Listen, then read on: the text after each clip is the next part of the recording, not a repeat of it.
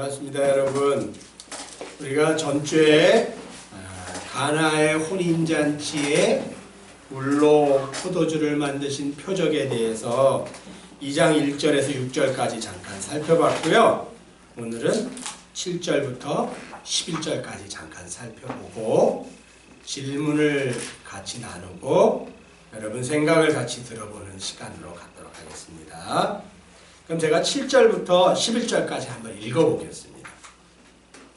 요한복음 2장 7절 예수께서 그들에게 이르시되 항아리에 물을 채우라 하신즉 아기까지 채우니 이제는 떠서 연회장에게 갖다 주라 하심에 갖다 주었더니 연회장은 물로 된 포도주를 맛보고도 어디서 났는지 알지 못하되 물도온 하인들은 알더라. 연회장이 신랑을 불러 말하되 사람마다 먼저 좋은 포도주를 내고 취한 후에 낮은 것을 내거늘 그대는 지금까지 좋은 포도주를 두었도다 하니라. 예수께서 이 첫 표적을 갈릴리 가나에서 행하여 그의 영광을 나타내심에 제자들이 그를 믿으니라. 이렇게 되어 있습니다. 여러분 우리가 전주에 요한복음 2장 1절에서 6절까지 이렇게 살펴봤는데요. 오늘은 이제 이 본문을 마감하도록 하겠습니다. 이 본문에서 우리가 생각해 볼 중요한 한 가지 단어가 있는데요. 그게 뭐냐면 11절에 나온 표적이라는 단어예요. 표적. 이 표적이라는 단어와 비교할 수 있는 단어는 성서에 나오는 표현으로 기적 혹은 이적이라고 불리는 거예요. 제가 다시 한번 질문 정리해 드릴까요? 기적과 표적은 어떤 차이가 있는지 혹시 여러분 이해하시나요? 기적을 성서에서는 뭐 이적이라고도 표현한 적도 있어요. 그렇지만 이해하기 쉽게 기적이라고 이야기를 할게요. 기적과 표적은 어떤 차이가 있는지 이해를 하시는 게 요한복음의 전체 맥락을 이해하는 데 굉장히 중요해요. 그래서 11절에 여기 표현도 재밌죠? 첫 표적이라고 돼 있어요. 그러니까 그 줄줄이 뒤에 표적들이 계속 나온다는 거예요. 그렇다면 이 표적이라는 단어를 이해하는 게 중요해요. 기적은 뭐 어떤 걸까요? 우리가 쉬운 말로 정리하면 기적은 사람이나 정상적인 상식으로는 도저히 일어날 수 없는 일이 일어나거나 성취되는 것. 뭐 이런 게 기적이죠. 그죠? 기적. 표적은 뭐냐면은 그런 기적적인 일을 통해서 그 기적 너머에 있는 어떤 징조나 사인을 보여주려고 하는 행위를 뜻해요. 제가 드리고자 하는 뜻이 잘 전달됐으면 좋겠네요. 표적은 기적 자체가 주 어떤 포인트가 아니에요. 그러니까 지금 이 가나의 혼인잔치의 이 표적도 물에서 포도주로 변하는 것 자체가 중요한 어떤 포인트가 아니라는 거예요. 이런 기적적인 행위가 중요한 포인트가 아니라 이런 기적적인 행위를 하는 그 이유가 있는데 그 이유를 이해하는 게 이 본문이 얘기하고자 하는 주 의미라는 거예요. 표적은 그럴 때 그런 단어로 사용됐어요. 그러니까 우리가 이 가나의 혼인잔치에 물로 포도주를 변하는 이 표적 행위를 예수님이 물도 포도주로 바꾸시는 분이네. 그래서 참 대단히 기적적인 일이 벌어졌네. 여기에 이렇게 눈이 고정되어 있거나 마음을 빼앗기면 안 돼요. 왜냐하면 그거는 이 본문이 요청하는 주제가 아니기 때문에 그래요. 이 기적적인 행위를 통해서 도대체 뭘 얘기하려고 하는 거지? 라는 걸 이해해야지 이 본문을 잘 읽었다고 이야기할 수가 있어요. 기적과 표적의 차이를 좀 이해하셨죠? 이 본문은 뭐예요? 표적이에요. 표적이면 기적적인 행위 그 너머에 어떤 메시지나 사인이 있다는 거예요. 우린 그걸 이해해야 돼요. 그러면 이 가나의 혼인잔치에 물로 포도주를 바꾸는 이 표적이 주고자 했던 메시지는 뭘까요? 우리는 이 본문을 읽으면서 그걸 계속 마음에 담고 와야 돼요. 예수님이 물로 포도주를 바꾸시면서 전하고자 했던 메시지는 도대체 뭘까? 혹은 이 저자인 요한이 물로 포도주를 바꾸신 예수님의 이 사건을 기록해 놓으면서 그러면서 하고자 했던 이야기의 요점이 뭘까? 라는 걸 이해해야지만 이 본문을 이해했다고 이야기할 수가 있어요. 이 가나의 혼인잔치에서 예수님이 물을 포도주로 바꾸신 이 표적이 이야기하고자 하는 그 메시지의 핵심은 뭐냐면 예수님은 과연 누구신가? 라는 거예요. 예수님은 과연 누구신가? 예수님이 이 땅에 왜 오셨나? 이 땅에 오셔서 무엇을 하시려고 하는가? 이걸 간단히 표현하면 예수님의 정체에 대해서 드러내시려고 이 가나의 혼인잔치에 표적을 행하신 거예요. 누가 행하셨어요? 본인 자신이 행하셨어요. 그러니까 우리는 이 가나의 혼인잔치에 물 포도주로 변하는 이 사건을 볼 때 물이 포도주로 변하는 이 기적적인 행위에 관심을 갖지 마시고 혹은 또 거기에서 뭐 하인들이 이렇게 순종을 잘했냐 뭐 마리아의 뭐 믿음이 어떤가 뭐 이런 거에 뭐 아니면 뭐 이 연회장의 믿음은 좀 떨어지네 뭐 이런 설교나 이런 주제에 대한 연구도 있는데 그런 데에 주안점을 두지 마시고 우선적으로 예수님이 왜 이 일을 행하셨나를 제일 먼저 이해해야 돼요. 이 본문을 이해할 때. 근데 예수님이 이 일을 행하신 이유는 뭐냐면 본인 당신이 누군지를 드러내기 위해서 이 일을 행하셨다라는 거예요. 그러니까 우리 일단 그걸 이해했으면 가나의 혼인잔치의 물포도주 표적 기사의 한 90%는 잘 읽었다라고 이야기할 수가 있어요. 여러분 요한복음에는 표적이 몇 개 나오는지 아셔요? 7개가 나와요. 그래서 이게 첫 표적이라 그랬어요. 그 뒤로 줄줄이 계속 나와요. 첫 번째는 우리가 읽은 2장의 가나의 물을 포도주로 바꾼 가나의 혼인잔치의 물 포도주 표적 사건이에요. 2장. 또 4장에 요 뒷장에 4장에 가보면은 고관 대작의 아들을 예수님이 고쳐주는 표적이 나와요. 4장. 또 그 뒤에 가보면 5장에는 베데스다 연못가에서 38년 된 병자를 고쳐주시는 표적이 나와요. 또 그 뒤에 가보면 오병이어의 표적이 나와요. 6장. 6장에는 2개의 표적이 나오는데요. 그 6장 중반절 이후에는 무리를 걸어가시는 예수님의 표적이 나와요. 그리고 6번째는 실로암 연못에서 날 때부터 소경된 자를 눈뜨게 해주시는 표적이 나와요. 이건 9장에 나와요. 그리고 마지막 표적은 11장에 죽은 나사로를 살리시는 표적이 나와요. 이렇게 요한복음은 7개의 표적이 나와요. 7개의 표적이 나오고요. 이걸 통해 이 표적들은 다 일어나는 기적적인 사건 자체가 관심이 아니라 그 기적적인 사건을 행하시는 그 이유 혹은 그 의미 그건 너머의 어떤 사인, 징조 이런 것들을 읽어내야지만 다 잘 읽었다라고 이야기할 수가 있어요. 그래서 예를 들어서 뭐 오병이어의 표적을 행했다. 예수님이 그러면 그것에 대한 해설이 좀 따라 나와요. 설명이 따라 나와요.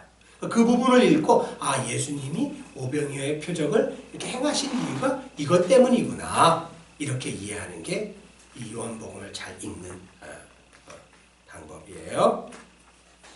11절에 나오는 이 표적에 대한 이야기는 잠깐 이해하셨죠? 이 11절을 제가 예.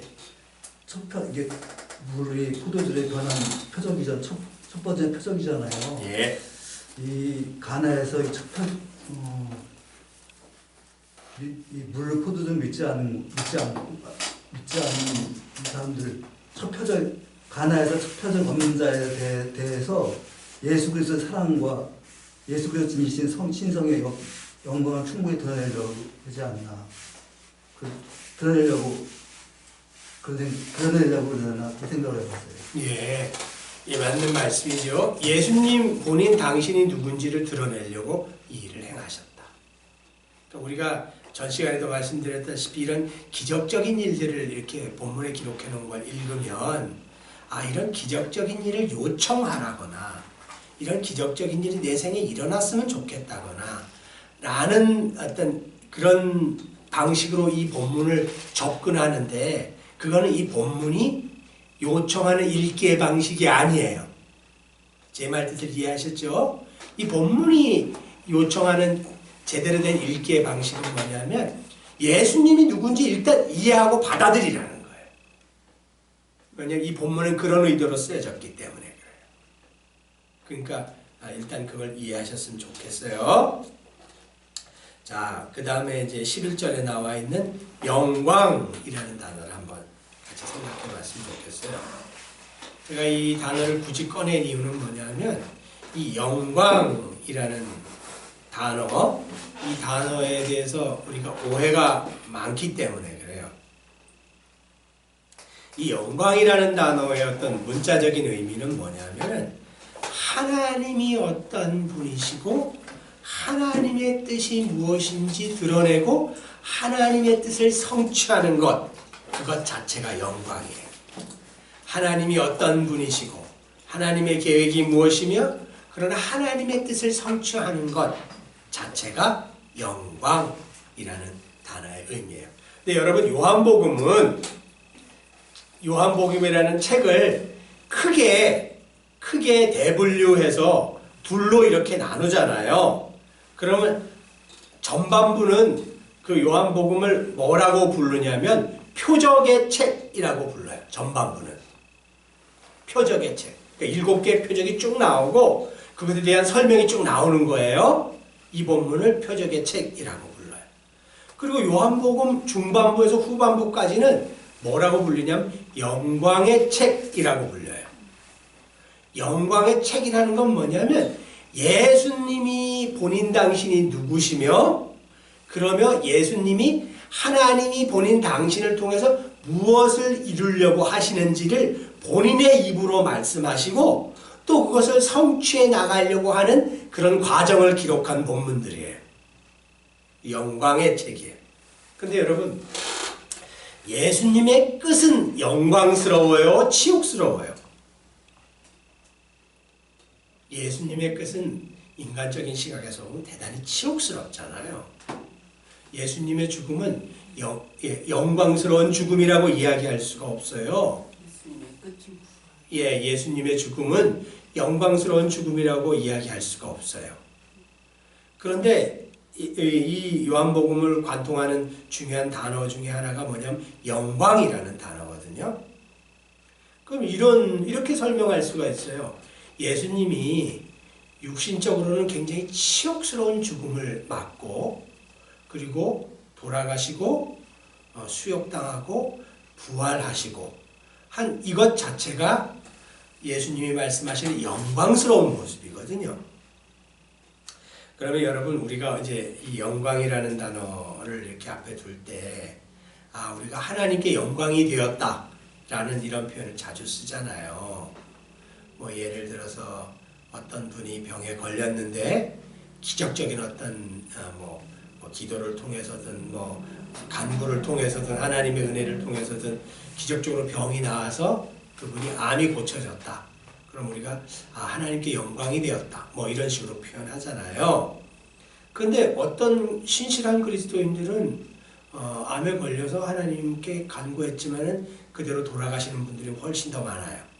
그죠? 훨씬 더 많아요. 혹은 이유를 알 수 없이 갑자기 돌아가시는 분들도 많아요. 그러면은 우리가 세상적으로 잘된 모습들, 하나님의 이름을 빌려서 간구했는데 세상적으로 잘된 것, 이런 것을 성서는 하나님의 영광이라는 단어로 사용할 수 있는가? 라는 이런 제 질문을 한번 생각해 볼 때 성서는 그 의미로 이 영광이라는 단어를 쓴 건 아니에요. 제 말 뜻을 이해하셨죠?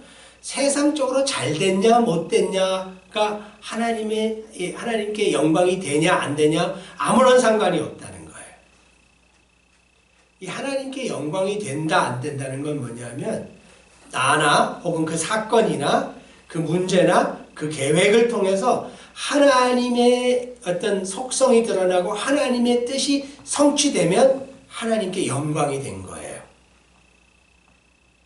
예를 들어서 우리가 신앙생활 하다가 혹은 인생을 살아가다가 고난을 당하잖아요.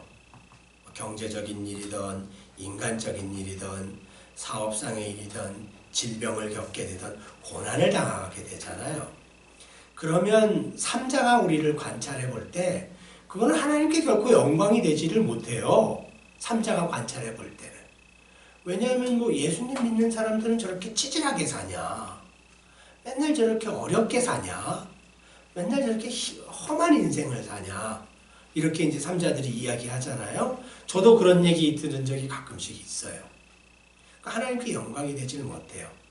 근데 우리 마음속에 그때는 이런 생각이 들죠. 아, 이게 좀 일이 잘 풀려서 혹은 일이 외면적으로 멋지게 끝나서 보는 모든 사람들이 아, 저 사람이 하나님으로부터 축복받았다 이러면서 하나님께 영광을 돌리는 이런 결말로 끝났으면 좋겠네. 이런 소원은 우리 속에 있잖아요. 근데 대부분의 일은 그렇게 진행이 안 되고 우리가 경험해 봤잖아요.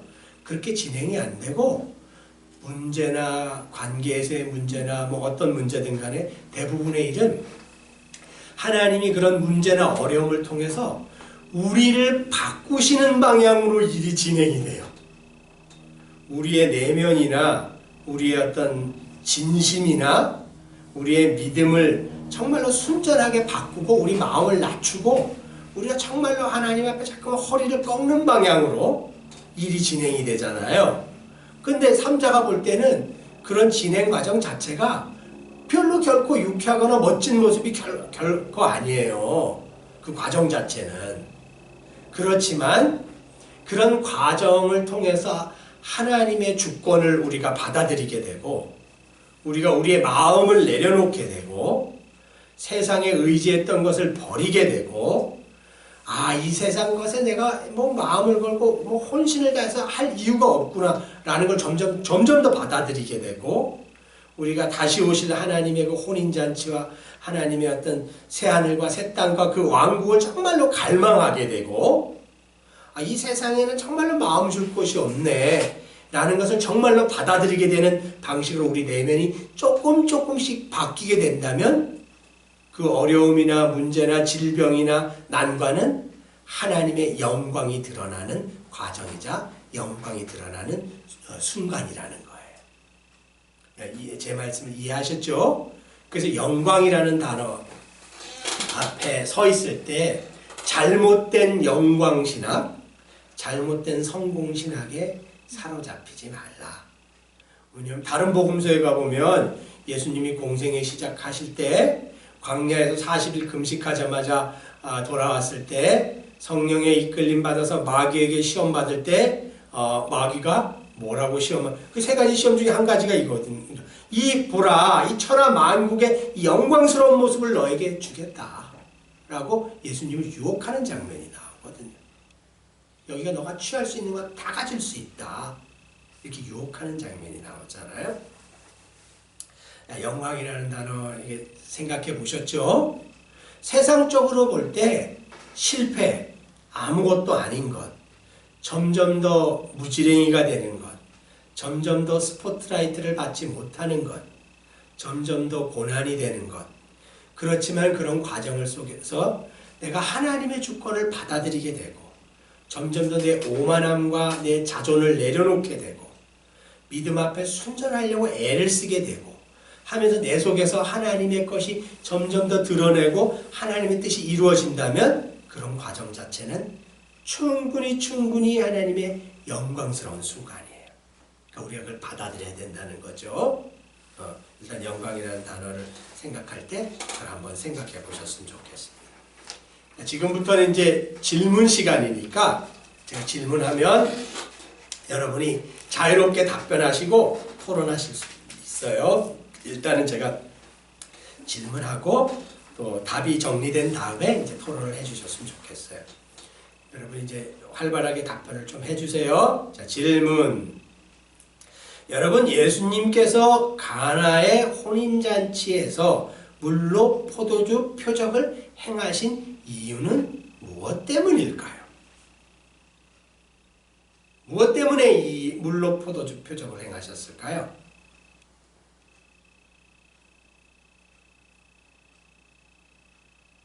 표적이잖아요. 표적. 표적. 자기가 뭐지?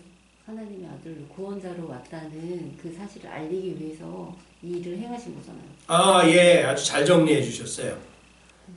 자, 예, 맞는 말씀이세요. 다른 분들도 한번 답을 한번 줘보세요. 잘 이해하셨는지 제가 알고 싶어서 그러는 거니까 다른 분들도 한번 답을 줘보세요. 제가 우리 요한복음 2장 본문을 하면서 이런 얘기를 잠깐 하면서 시작했잖아요.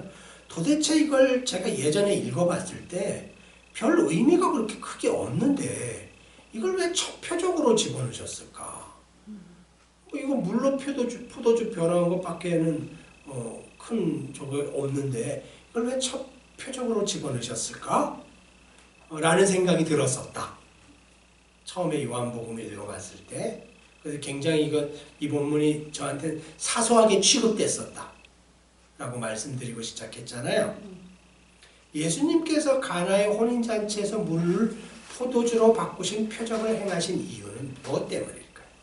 우리 자매님 말씀이 맞아요. 다른 분들도 한번 생각을 한번 이해해. 예수님 자신이 메시아임을 직접 표현하면서 표적을 통해서 첫 번째 표적은 예수님 자신이 자연 만물을 지배할 수 있던 것을 보여주려고. 아, 예. 그것도 좋은 말씀이세요. 자매님 대답이랑 비슷한 대동소이한 말씀인데 좋은 말씀 해주셨어요. 우리 형제님은 가나의 혼인잔치의 이 표적을 행하신 이유가 뭐라고 생각하세요? 예수님께서. 저도 이제 비슷한 말씀이지만 예수님 메시아임을 나타내기 위한 첫 번째 그냥 그 표적을 나타내신 거로만 알고 있어요. 예, 다 잘 읽으신 것 같아요. 제가 다른 답은 여러분 다른 답과 똑같은데 제가 다른 답은 첫 번째는 마지막 날에 종말에 혼인잔치가 있다는 걸 기억하라는 거예요. 혼인잔치가 있다. 제가 이 말씀 드렸죠. 이 혼인잔치를 배경으로 사용하셨을까? 첫 표적을 예수님이 자신의 정체성을 이렇게 드러내는 이 무대장치를 왜 혼인잔치로 설정하셨을까? 라는 생각이 들었다. 이 본문을 읽으면서. 다른 무대장치도 있을 텐데 왜 하필이면 혼인잔치의 배경을 사용하셨을까? 그러니까 예수님 굉장히 의도적으로 행동을 하시는 거죠. 제가 그 당시에 이런 말씀 드렸잖아요. 유대인들은 우리보다 더 강한 종말론적인 사상을 갖고 있었어요. 우리 사실 현대 그리스도인들은 종말론이 강하다고 볼 수는 없어요. 종말론이 강하다고 볼 수는 없는데 유대인들은 우리보다 훨씬 강한 종말론적인 사상을 갖고 있었어요. 그 종말론적인 사상의 배경은 뭐냐면 마지막 날에 자기 민족을 여호와께서 보내시는 그 여호와의 구원자 그리스도죠. 말 그대로 그리스도와 완전히 만나는 그 만남의 날, 혼인잔치의 날이 있다는 확신을 유대인들은 갖고 있었어요. 지금 우리가 읽은 요한복음 배경과 딱 맞죠? 혼인잔치에 대한 확신을 유대인들은 갖고 있었어요. 또 그날을 기다렸어요. 그래서 이 본문이 주고자 하는 첫 번째 메시지는 뭐냐면은 마지막 날에 하나님께서 여시는 혼인잔치가 반드시 열린다는 거예요. 그 메시지를 일단 주고자 하는 거예요. 신약시대 때 읽는 우리에게 주고자 하는 첫 번째 메시지는 이거예요. 우리는 사실상 종말론적인 혼인잔치에 대한 개념이 거의 없이 신앙생활을 하잖아요. 신앙생활 열심히 하는 분들의 얘기를 들어봐도 마지막 날에 열리는 어린 양 예수와 완전한 결합으로서의 혼인잔치의 날을 기다린다 라고 고백하는 분들은 사실 별로 없어요. 그날을 기다리면서 내가 신앙생활 한다 이렇게 얘기하시는 분들 별로 없어요. 근데 오늘 본문이 깔고 있는 배경이 혼인잔치란 말이에요. 이 본문이 우리에게 얘기하고자 하는 첫 번째 메시지는 뭐냐면 마지막 날에 하나님이 이 세상의 구원을 완성하시고 그리고 하나님이 보내신 그리스도와 신랑, 어린 양 신랑이시죠. 그리고 성도들이 만나는 혼인잔치장이 반드시 열리니까 너희들은 그날을 기억하라는 거예요. 혼인잔치가 열린다는 거예요. 이게 첫 번째 이 요한복음 2장 이 초반절이 우리에게 주고자 하는 메시지예요. 이해하셨죠? 그래서 여러분도 저도 그렇고 여러분도 그렇고 이제는 이 요한복음 2장 1절에서 11절까지의 본문은 손가락이 시점으로 표현하면 어디를 가리키고 있다고요? 재림의 날을 가리키고 있어요. 마지막 날을 가리키고 있어요. 예수님이 지금 2000여 년 이전에 그 갈릴리 땅에 서 계시지만 시점은 어디를 가리키고 계시냐면 마지막 날 재림 때를 가리키면서 지금 행동을 하시는 거예요. 재림 때에 일어날 일에 대해서 퍼포먼스로 뭘 보여주시려고 그러는 거예요. 이걸 기억하라는 거예요. 그리고 재림 때 일어나는 그 일의 주인공이 자신이라는 걸 드러내시는 거예요. 그 일이 반드시 일어난다. 그 일이 마지막 날에 어린 양 예수 그리스도와 그 예수 그리스도께 순결하게 정혼한 성도들이 만나는 그 구원의 완성의 그날이 반드시 있다. 라는 이야기를 하시려고. 마지막 날 혼인잔치를 기억하라. 이거 첫 번째.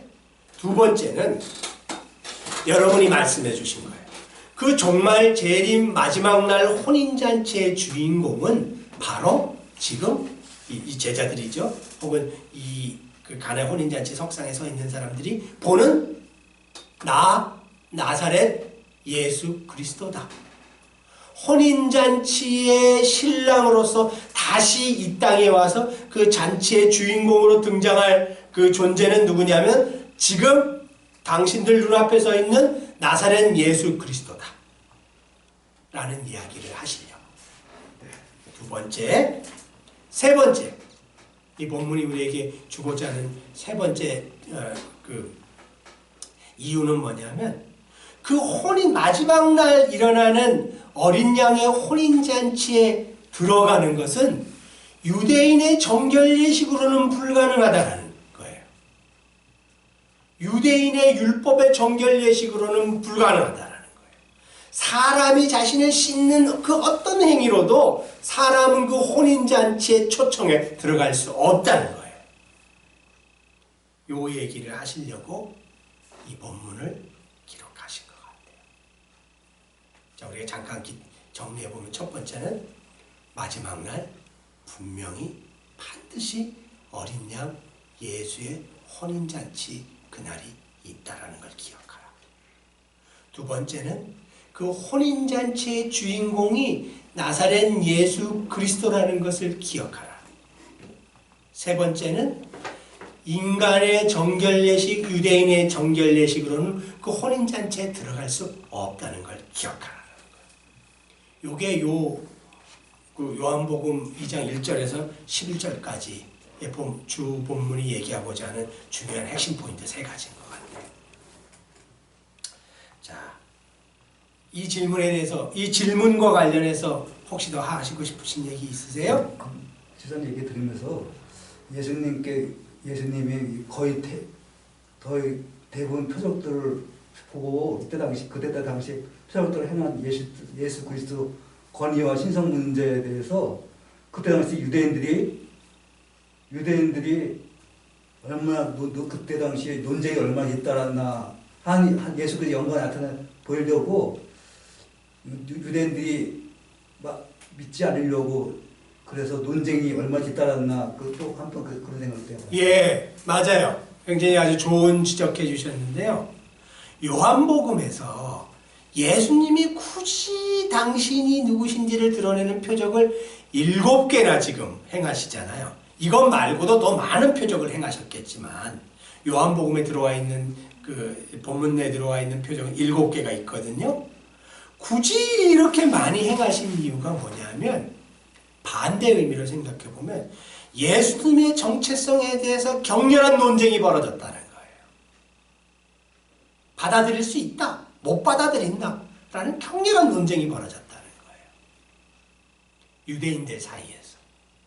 그래서 이 본문은 요한은 그래서 자신의 본문 내 7개의 표적을 기록해 놓고 당신들이 논쟁하는 그 예수가 참 새신랑 어린 양 6월절 어린 양의 그 혼인잔치의 주인공이시다 라는 것을 표적 기사를 자꾸만 드러내 놓은 거예요.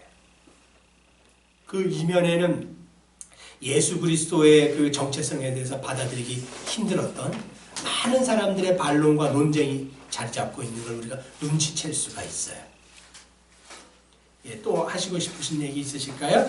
예. 지난번에 그 마태복음 22장에도 혼인잔치 비유가 나오잖아요. 예, 예. 그거하고 지금 우리가 나누는 이 가나의 혼인잔치의 그 맥락은 똑같다고 보는데, 근데 이게 어떻게 보면 완전 다른 차원에서 비유를 하신 거잖아요. 그렇죠. 상황이. 예. 이건 어떻게 왜? 그러니까 요한복음에 지금 저번 시간에 잠깐 말씀드렸는데 요한복음의 요한복음 2장에 이르는 혼인잔치는 분위기상으로 보면은 혼인잔치가 포도주가 떨어져 갖고 완전히 망쳐지기 직전인데 예수님이 표적을 행하셔서 혼인잔치를 아름답게 잘 완성해서 끝내시는 모습이잖아요. 그래서 그 연회장도 야, 이 좋은 포도주를 왜 늦게 갖고 오냐 뭐 이러면서 아름답게 끝내는 모습이잖아요. 그 요한복음에 있는 혼인잔치의 모습은 해피엔딩. 마태복음에 있는 혼인잔치의 모습은 뭐냐면 비극적인 결말이에요. 마태복음의 22장에 있는 혼인잔치의 표적은 혼인잔치의 표적의 성격을 단어로 정리해보라 라고 하면 심판이에요.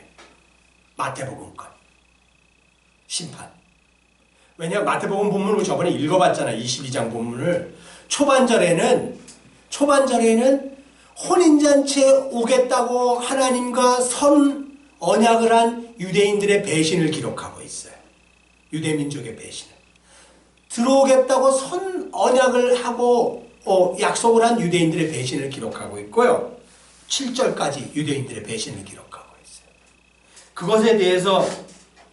그것에 대해서 혼인잔치의 주인공인 왕이 어떻게 행하셨는지 7절에 기록하고 있어요.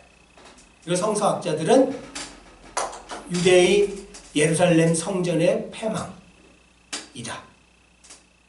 라고 이제 이렇게 주석하는 분들도 있어요. 그 다음에 8절부터는 선언약한 유대민족이 혼인잔치에 들어오기를 거부했기 때문에 왕이 뭐라고 선언을 하시냐면 그들은 내 혼인잔치에 들어오기 합당하지 않다. 그러니까 새로운 사람들을 혼인잔치에 초청하라. 당신의 종들에게 명령을 하세요. 그 종들이 사거리 길거리에 가서 만나는 손마다 혼인잔치에 들어올 거냐 안 들어올 거냐 하면서 초청을 하는 이런 모습들이 기록하고 있어요. 거기 보면 선한 자나 악한 자나 그 초청에 응해서 혼인잔치 석상에 들어왔다 라고 기록하고 있어요. 이걸 성서학자들은 어떻게 주석하고 있냐면은 예수님 십자가 이후에 예수님의 제자들과 그 이후에 많은 일꾼들을 통해서 이방의 복음이 전해지고 그 전해진 복음에 수많은 이방 사람들이 예수 그리스도의 믿음에 그 하나님 나라 안으로 들어오는 모습이다라고 이렇게 주석하고 있어요. 들어왔어요? 그런데 거기서 끝나면 이것도 뭐 유대민족에게는 슬픈 비극적인 심판이지만 해피엔딩으로 끝날 수 있잖아요. 근데 굳이 마태복음은 그 뒤에 또 다른 본문을 달아놓고 있어요. 아주 곤란해요. 굳이 달아놓고 그 다음에 무슨 일이 벌어지면 그 혼인잔치 석상에서 벌어지는 일을 기록하고 있어요. 혼인잔치 석상의 왕이 당신의 아들의 요한복음 배경으로 하면은 어린 양 예수님의 혼인잔치 석상에 들어오시는 거예요. 요한복음 배경으로 하면. 근데 그 혼인잔치 석상이 주인공은 누구예요? 어린 양 예수와 우리 계시록에서 읽어볼 때 성도들이라고 불리는 무리들이 혼인잔치 석상에 들어가잖아요. 요한복음 우리 요한계시록에서 읽어봤죠? 성도들이 그 어린 양의 혼인잔치에 들어가잖아요. 네. 근데 그 석상에 들어갔는데 왕이 어떤 사람을 봤는데 예복을 안 입은 거예요. 혼인잔치에 합당한 예복을 안 입고 그 자리에 앉아 있는 거예요.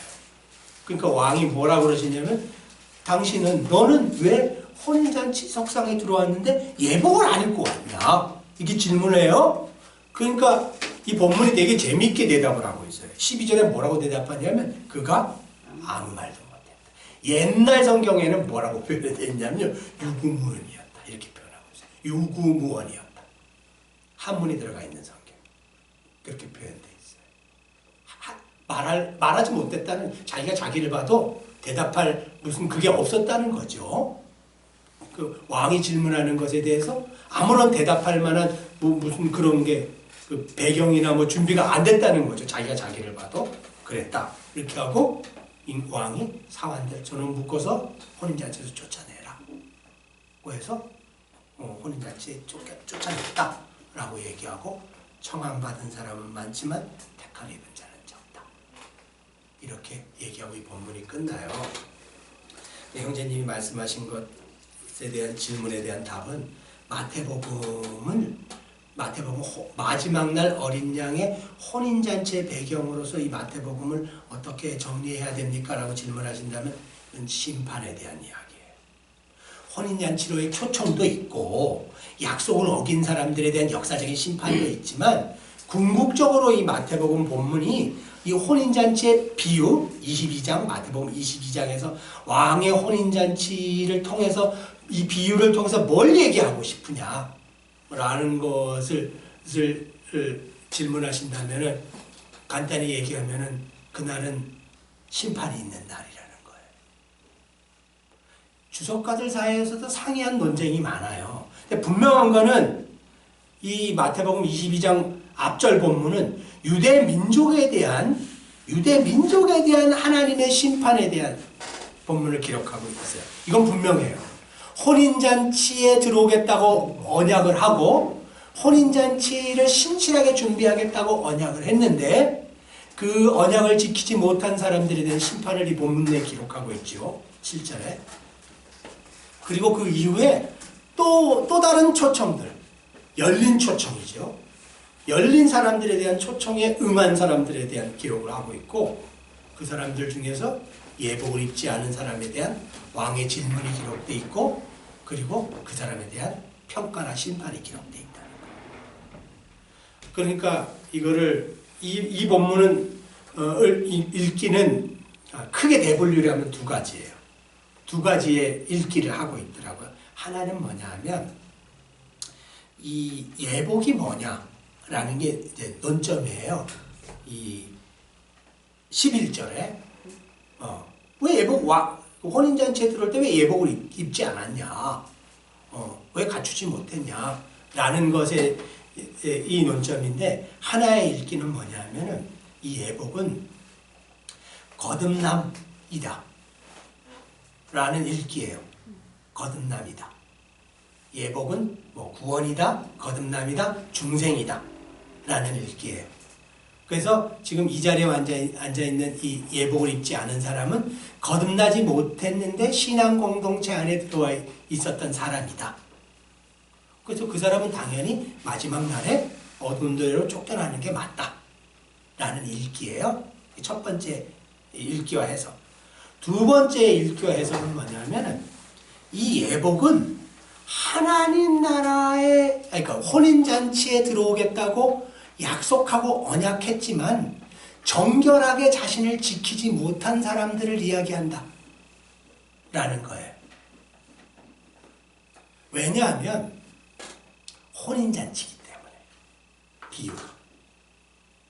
요한복음에서 우리 질문에서도 조금 밑으로 내려가면 제가 이 질문을 하려고 했는데요. 우리가 전 시간에 유대에서 그 혼인식을 할 때 보통 세 번의 절차를 치른다고 말씀을 드렸잖아요. 첫 번째는 약혼. 애들이 어릴 때 아버지끼리 서로 맺어주겠다고 약속하는 거, 약혼. 이 애들이 조금 자랐어요.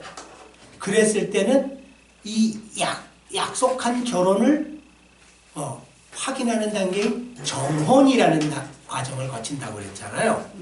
정혼. 정혼을 하면 이 정혼한 남자와 여자가 같이 산다 그랬어요? 아니면 각각의 자기 아버지 집으로 간다 그랬어요? 자기 아버지 집으로 가요. 그런 면에서 보면 정혼은 유대에서 결혼한 상태로 인정은 하지만 결혼이 완성된 단계는 아니에요. 그러니까 결혼이 완벽하게 완성된 단계는 아니에요. 요한복음의 이 혼인잔치는 몇 번째 단계라고 말씀드렸죠? 세 번째, 마지막 단계. 진짜 혼인잔치. 그러니까 약혼과 정혼을 거쳐서 진짜 결혼이 완성되는 그 자리, 그 순간이에요. 그런데 정혼한 사람이 아직 혼인잔치는 기약이 있잖아요. 미래에. 아직 안 열렸잖아요. 혼인잔치가 열릴 건 분명하지만 아직 열리지는 않았어요. 근데 정혼한 사이는 뭐예요? 부부예요. 그래도. 근데 정혼한 남자든 여자든 자기 목숨을 걸고 상대방에게 진실하게 대하겠다고 약속을 했잖아요. 부부예요. 근데 정혼한 사람이 결혼식 전까지 부정한 행위를 저지르잖아요. 그럼 부부의 언약을 깨트린 거나 똑같아요. 그래서 이 정혼한 사람 중에서 그런 사람이 나오면 어떻게 한다고요? 유대 율법에서 죽이는 거예요. 그래서 우리가 잘 아는 요셉과 마리아 사건이 그래서 일어난 거예요. 죽임을 당하는 거예요. 그래서 두 번째 이 마태복음 주석을 하는 많은 성서학자들은 이렇게 얘기를 해요. 만약에 예수님을 믿고 혼인잔치의 초청에 응한 이 사람들, 길을 가다가 선한 사람들이든 악한 사람들이든 제자들의 혼인잔치 초청에 응한 사람들, 이런 사람들은 유대 혼인잔치 배경에서는 정혼한 관계다라는 거예요. 이때 혼인잔치 초청에, 마태복음을 읽어보면 이 초청에 응했다가 바로 왕이 들어오는 혼인잔치의 완성이 있는 것처럼 본문이 진행되지만 그렇지 않아요. 굉장히 긴 시간이 있는 거예요. 혼인잔치 초청에 응하고 길 사거리에서 혼인잔치 초청에 응하고 선한 사람이든 악한 사람이든 간에 혼인잔치 초청에 응하고 그리고 그 초청에 응한 사람들이 마지막 날 이 마태복음 본문에 의하면은 왕이 와서 사람들 예복 입었나 안 입었나 보는 그날까지는 물리적으로 시간이 긴 시간이 있는 거예요. 정혼한 상태에서 마지막 날 혼인잔치까지 긴 시간이 있는 것처럼 긴 시간이 있는 거예요. 그래서 얘기하고자 하는 그 성서학자들의 주 의견 포인트는 뭐냐면 정혼한 사이인 성도가 누구랑 정혼했어요? 어린 양 예수 그리스도와 정혼을 했잖아요. 그 초청에 응한 거잖아요. 이 길거리에서 만난 사람들이 제자들이 그걸 초청할 때 당신이 예수님이 당신의 죄를 씻어주시고 마지막 날 그 그리스도 그 새신랑이라고 당신 정말로 믿고 그에게 인생을 던질 겁니까? 라고 초청할 때 그 초청에 응한 사람들이 있다고 이 본문은 기록하고 있잖아요. 이 정혼에 응한 사람들이 신랑인 예수에게 마음을 온전히 주고 신랑만을 기다리고 그 기간 동안 부정한 행위를 하지 않고 순결하게 자신의 몸과 마음을 지킨 것을 여기서 예복이라고 한다 라고 주장을 해요. 이 두 가지의 주장이 있어요. 마태복음 22장 1기의 주장은. 그러니까 뭐 여러분들이 죄송해요. 읽어보시고 생각해보시고 맞다고 판단하는 대로 이제 성서를 읽으시면 되죠. 이 두 가지의 주장이 있어요. 형제님 이해하셨어요? 그러면 지금 제가 나눈 요한복음 2장의 가나안의 그 장소가 가나의 장소가 예. 이 장소에 잠시 후에 그 잔치 중에 하나님께서 오셔서 마태복음의 그 심판의 같은 석사하고 자리를 봐도 괜찮은 건지. 네, 제가 잠깐만 예. 말씀드려요. 일단 이 예수님께서 혼인잔치의 비유를 이렇게 사용하신 거는 유대인들한테 혼인잔치가 굉장히 친근하다거나 너무 잘 알 수 있는 사실이기 때문에 그 배경을 쓰신 거예요. 그런데 마태복음 22장이랑 이 요한복음 2장에서의 혼인잔치를 연결시키면은 안 될 것 같아요. 제가 보기에는. 왜냐하면 그리고 그 마지막 그 요한복음 2장에서의 혼인잔치는 정말로 예수님께서 마지막에 그 어린 양의 혼인잔치에서의 그 잔치의 기쁨 있잖아요. 포도주가 떨어지면 잔치가 다 없어지지만 예수님이 그 잔치의 기쁨을 회복시키시는 그것을 우리한테 바라고 상기시키기 위하여 요한복음에서 그 첫 이적을 가나에서 행하신 걸로 저도 이해를 하지만 마태복음 22장에서의 그 혼인잔치에서는 그 초대받은 사람들이 신부로 가는 게 아니에요. 하객으로 초대받는 거예요. 그래서 아까 그 두 가지 견해가 있다고 했는데 그 자기의 그 혼인잔치 가기로 약속해놓고 기간이 있다고 했는데 사실 이 본문에서 보면 기간이 없어요. 그냥 자기 임금이 자기 아들을 위하여 혼인잔치를 베풀었어요. 신부가 누군지 따로 있는 거죠. 그런데 하객들이 안 온 거예요. 유대인들이. 그러니까 안 온 정도가 아니고 사실은 그 청하러 간 자기 종들을 잡아 죽이고 이래가지고 임금이 화가 나서 그 처음에 그 잔치에 초대받았던 사람들 유대인들을 이제 심판하시고 이방인들을 데리고 오시잖아요. 종들을 보내서. 근데 거기에 보면 그 사람들의 착한 일, 그 사람들이 착하건 선행이 중요한 요소가 아니에요. 왜냐하면 8절에 보면 종들에게 이르되 혼인잔치는 준비되었으나 청한 사람들은 합당하지 아니하니. 왜냐하면 거부하고 그 초청한 종들을 죽여버렸으니까. 그러니까 네거리 길에 가서 사람을 만나는 대로 혼인잔치에 청하여 오라 그랬잖아요. 그래서 종들이 길에 나가서 보세요. 악한 자나 선한 자나 만나는 대로 모두 데리고 왔어요. 악한 자도 데리고 왔다는 거예요. 그러니까 이 예복을 선한 행실로 보는 거는 아예 이 본문이랑 무리가 있는 거예요. 그리고 다시 한번 말씀드리지만 여기 청함을 받은 사람들은 신부로 청함을 받은 게 아니에요. 그래서 약혼을 하고 자기를 이렇게 정하게 하는 기간을 가져야 된다는 그 비유 자체가, 그런 자체가 여기에 성립되지 않아요. 왜냐하면 이 청함 받은 사람들은 미리 청함을 받지 않았어요. 준비할 시간도 없었던 거예요. 그냥 자기는 아무것도 모르고 있는데 종들이 와서, 임금의 종들이 와서 혼인잔치가 있으니까 가십시다 하고 그냥 데리고 간 거예요.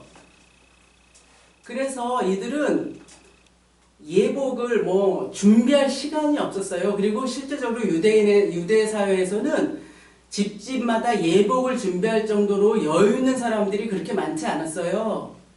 이 당시에는 사실은 속옷도 안 입었어요. 일반인들은. 속옷을 입은 사람들은 제사장이나 왕이나 부유한 사람들, 그러니까 팬티도 안 입었다는 거예요. 속바지도. 그래서 일반인들은, 예수님도 마찬가지인 거예요. 그래서 예수님이 십자가에 못 박혀 돌아가실 때 우리가 그림을 보면은 그 중요 부위를 가리잖아요. 근데 실제로 예수님 돌아가실 때는 홀딱 벗겨져서 완전히 나체로 십자가에 못 박혀 돌아가신 거예요. 그래서 이 당시의 사람들은 사실은 그냥 푸대자루 같은 데다가 이렇게 원피스 같은 거죠. 목 뚫고 팔 뚫고 그다음에 팔 연결한 그런 원피스 하나랑 그다음에 담요 같은 두꺼운 그런 담요 같은 천을 이렇게 이렇게 두른 거예요. 그게 겉옷인 거예요. 그리고 다닐 때는 그 담요를 돌렸으니까 일을 하거나 이럴 때는 허리띠를 묶는 거예요. 그래서 구약에도 나오잖아요. 너희가 겉옷을 저당 잡았으면은 그것을 해지기 전에 돌려주라. 왜냐하면 그들한테 그것이 담요이기 때문에 옷이 그렇게 많지 않았어요. 그래서 이것을 예복을 가서, 그리고 손님들한테 가서 뭐 잔치에 오세요. 근데 집에 가서 예복 입고 오세요. 이게 아닌 거예요. 그러니까 그들한테는 예복을 준비할 시간도 없었고, 유대의 결혼 관습에 보면은 예복을 뭐 집집마다 집에 두고 이런 상황이 아니거든요. 그래서 유대의 결혼식에서는 뭔가 하면요, 이 혼주가 혼인잔치를 베푸는 사람이 예복을 마련해 두는 거예요. 손님들을 위해서. 근데 예복이 근사한 옷이 아닌 거예요. 그냥 뭐 조끼 정도의 그런 옷인 거예요. 예. 그래서 여기다 놓고 결혼식을 축하하는 의미에서 그 예복을 입고 들어가야 되는 거예요. 그런데 이 사람이 만약에 그게 선행이나 뭐 집에 두고 온 예복이나 뭐 이랬었으면 얘기할 게 있는 거예요. 왜냐하면 나는 아무런 뭐 미리 뭐 기별받은 것도 없어요. 이 본문에서 마태복음에서 그냥 시장거리에 있는데 당신의 종들이 강권하여서 이렇게 잔치에 끌고 왔다 그러나 하여간 동의했지만 어쨌든 강력히 권해서 잔치에 데리고 온 거기 때문에 예복을 준비할 시간이 없었다고 얘기할 수 있는 거예요. 근데 이 사람이 아무 말도 못했던 이유는 뭔가 하면 예복이 준비되어 있는데 안 입고 들어간 거예요. 이 임금에 말하자면 권위를 무시했거나 예, 혼인잔치에 축하할 마음이 없는 거예요. 예복을 입지 않았다는 것은. 예, 그래서 이 사람이 할 말이 없고 이 사람은 쫓겨나는 게 되는 거거든요. 그래서 여기서 예복은 뭔가 하면요, 예수님의 보혈을 얘기하는 게, 보혈로 보는 게 저는 합당한 것 같아요. 왜냐하면 계속 뒤에도 그런 의미가 나오잖아요. 보혈의 피를 덧입는다. 예수님의 피를 덧입는다 그러잖아요. 그래서 특별히 요한계시록 7장 14절 좀 봐주실 수 있어요? 요한계시록 7장 13절.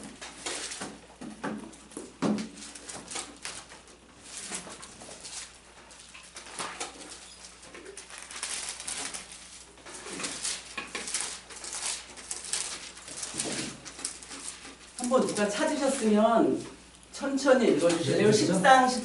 요한계시록 7장 13, 14절. 장로 하나가 응답하여 나에게 이르되 이 흰옷 입은 자들이 누구며 또 어디서 왔느냐. 내가 말하기를 내 주여 당신이 아시나이다 하니 그가 나에게 이르되 이는 큰 환난에서 나오는 자들인데 어린 양의 피에 그 옷을 씻어 희게 하였느니라. 예. 여기서 보면 어린 양의 피에 그 옷을 씻어서 희게 하였다로 되어 있잖아요. 예. 그리고 제가 또 찾아보겠지만, 하여간 그 예수님의 어린 양의 피로, 하여간 이게 예복의 의미인 거예요. 그 안에 들어간 사람들은 다 하얀 예복을 입은 거예요.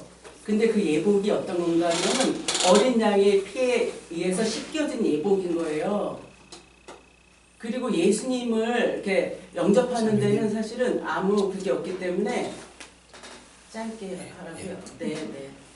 그래서 저는 그렇게 보는 게 맞다고 봅니다. 네, 이것은 예수님의 보혈의 피로 씻겨진 예복을 입었는가. 예. 다시 한번 강조하면 자매님이 이것이 지금 말씀하신 것 중에서 이제 다른 생각이 있는 부분은 뭐냐면, 여러분 마태복음은 비유예요. 네. 비유. 요한복음은 실제로 일어난 일이에요. 그러니까 비유는 일어난 사건들의 어떤 맥락들을 이해하고 주제를 이해하기 위해서 기록된 글이에요. 그러니까 그걸 일단 이해하실 필요가 있어요. 아까 말씀하신 대로 마지막 날 혼인잔치의 신부인 성도들과 길에서 초청된 사람들을 그러니까 동일하게 볼 수 있느냐 질문하셨는데, 저는 동일하게 볼 수 있다고 생각해요. 자매님 다르게 볼 수 있다고 말씀하신 것처럼. 왜냐하면 이건 비유기 때문에 그래요. 이렇게도 이해할 수 있고 저렇게도 이해할 수 있죠. 또 한 가지는 잠깐만 말씀드리면, 여기서 초대받은 사람들은 신부로 초대받지 않았다는 것도 한번 생각해 주시죠. 예. 제가 그 얘기를 하려고 그래요. 예. 또 한 가지 우리가 이 한 개의 비유와 또 한 개의 표적 사건의 배경인 혼인잔치를 읽을 때 그 처음에 말씀드린 것처럼 유대의 결혼 풍습에 대한 이해가 전제돼야 돼요. 지금 우리는 시간상으로 어디 서 있냐면 이 혼인잔치를 볼 때 둘 다 시간상으로 어디 서 있냐면 정혼 혹은 정혼한 직후에 서 있어요. 제 말 뜻을 이해하셔요? 정혼한 직후에 서 있어요. 자매님이 마태복음 본문에서는 사람들을 부르고 임금왕이 금방 들어왔다. 본문 내에서는 그 얘기에 대해서 특별한 언급이 없기 때문에 금방 들어온 것 같다 이렇게 말씀하셨잖아요. 아니 그렇게 얘기한 게 아니고요. 초대한 다음에 그러니까 종들을 초대해서 그 자리에서 바로 혼인잔치를 보여왔다는 거죠. 그러니까 금방 들어왔다 이렇게 말씀하셨잖아요. 그러니까 혼인잔치로 금방 데리고 들어왔다고 말씀하셨잖아요. 근데 사실상 어떤 면에서 보면은 많은 성서학자들은 그 가운데 정혼과 혼인잔치까지의 기간을 생략한 거다라는 주장이 분명히 있어요. 근데 본문에서 보면 생략된 시간이 그러니까 그 이유가 뭐냐면은 예. 유대의 결혼 절차를 배경으로 했기 때문에 그래요. 그래요. 그러니까 그런데 보면 정혼하고 바로 혼인잔치를 열지 않아요. 어떤 경우라도. 그러니까 여기 보면요 이미 본문에 보면 이미 그런 지금 혼인잔치가 지금 열리는 거예요. 근데 손님이 안 온 거예요. 네, 맞아요. 왜냐하면 그러니까 우리 방식으로 얘기하면 길거리에서 우리가 초청을 할 때 초청에 응한 사람들이잖아요. 그죠? 우리 방식으로 얘기하면 그러니까 지금 현대 그리스도인들 방식으로 우리의 입장으로 얘기하면 길거리에 초청에 응한 사람들이잖아요. 응한 사람들이에요. 그러나 마지막 날 완전한 하나님의 구원의 완성은 미래에 있어요. 아직 혼인잔치가 완성되지 않았어요. 그 혼인잔치에 입성은 했지만 혼인잔치에 초청에 응하긴 했지만 마지막 날 그날의 구원의 완성에는 도달하지 못했어요. 우리 입장으로 한번 생각하면 훨씬 이해하기 쉬워요. 여러분 우리가 혼인잔치에 응했다고 해서 혼인잔치 마지막 날에 있는 그날에 우리 몸이나 영혼이 가 있지 않잖아요. 아직. 그죠? 이 혼인잔치 배경은 그걸 깔고 있는 거예요. 우리 초청에 길거리에서 응했잖아요. 제가 악한 자일지 선한 자일지 모르지만 응했잖아요. 그래서 예수님의 보혈을 덧입었잖아요. 그죠? 그래서 이 땅에 예수님이 열어주신 혼인잔치 초청에 우리가 들어왔어요. 이미 들어왔어요. 저는 그걸 거부하는 게 아니에요. 들어왔어요. 우리는. 그런데 그 혼인잔치가 재림 때 완성되는 그 순간에까지는 아직 그날이 오진 않았어요. 미래의 그날은 우리에게 오고 있는 중이에요. 혼인잔치의 초청에 응해서 혼인잔치에 이미 들어왔지만 혼인잔치 자체는 완성되지 않았어요. 우리는 이런 이율배반적인 어떤 환경과 순간에 있다는 거예요. 누가? 신부인 우리가. 지금 그럼 형제님은 우리가 혼인잔치에 청함을 받은 것 자체를 이제 예수님의 보혈을 덧입은 걸로 보는 거잖아요. 그렇죠? 네. 그리고 지금 우리가 혼인잔치에 들어가 있는 게 아니고 지금 혼인잔치로 가는 중에 있다. 마지막 날 완성되는 그날의 혼인잔치. 그러니까 여기 마태복음 22장 비유에서 보면은 지금 종들한테 청함을 받는 내거리에서 악한 자나 선한 청함을 받는 그 자체가 예수님의 보혈을 덧입는 거고. 예. 그리고 지금 그래서 마지막 날은 잔치는 아직 안 벌어졌으니까. 그러니까 지금 가는 그 청함 받아서 그 유대인이 거부한 그 잔치에 가는 종들이랑 같이 가는 그 길에 있다는 거죠. 우리가 그 길에 있다는 거죠. 그래서 죄송해요. 다르게 읽을 수도 있고 다르게 읽는 분들도 많아요. 그래서 저는 형제님은 선행으로 본다는 거죠. 선행이 아니라 합당한 행실. 그 신랑에 대한 신실함을 얘기하는 거예요. 부정하지 않은 것. 왜냐면 결혼한 사이니까 그 신랑 예수와 내가 결혼한 사이잖아요. 근데 여기 본문은 예. 신부로 초대받는. 그러니까 저는 그래서 비유라고 여기서 말씀드렸잖아요. 보면요, 이 하객들은 신랑이 누군지도 모르는 거예요, 사실은. 아니죠. 그렇지 않죠. 이래서 보면 그렇지 않죠. 왜냐하면 이 하객들 같은 경우도 길에서 초청을 할 때 이러저러한 잔치가 벌어진다는 걸 종들에게 들었을 거예요. 그렇죠. 왜냐하면은 그 사람들이 그냥 엄배덤배 간채 들어갈 수가 없어요. 왜냐하면 그 초청에 응하냐 아니냐는 길 가는 사람들이 그 초청을 받느냐 안 받느냐 자신들에게 달려 있는 거잖아요. 하여간 형님 여기서 보면은 그러니까 자매님처럼 볼 수 있어요. 자매님처럼 볼 수 있는데 제가 드리고자 하는 얘기의 요점은 뭐냐면 전반부는 혼인잔치에 선 언약을 한 그러나 그 언약을 거부한 유대인들에 대한 심판이 나와 있어요. 예, 그리고 이 분명히- 하객이 예. 형제님 이 하객이 임금의 아들에 대한 신실함을 지키는 것을 예복으로 보셨잖아요. 예. 근데 이 하객들이 임금의 아들이랑 신부로서의 신실함을 하는 게 아니에요. 유대 혼인잔치에서는 지금 형제님이 이렇게 얘기했잖아요. 정혼하고 신부로서의 그런 어떤 그 정갈한 신부 수업이라든지 이것을 준비 과정으로 봤잖아요. 예. 근데 여기에서 청함을 받은 사람들은 하객이에요. 그건 알아요, 자매님. 신부로 그런 게 아니, 아니고 하객이 아는데 이- 자매님 이 마태복음에서 그러니까- 나온 이 하객과 요한복음에서 나온 신부는 어떤 의미에서 보면 동일한 존재들이에요.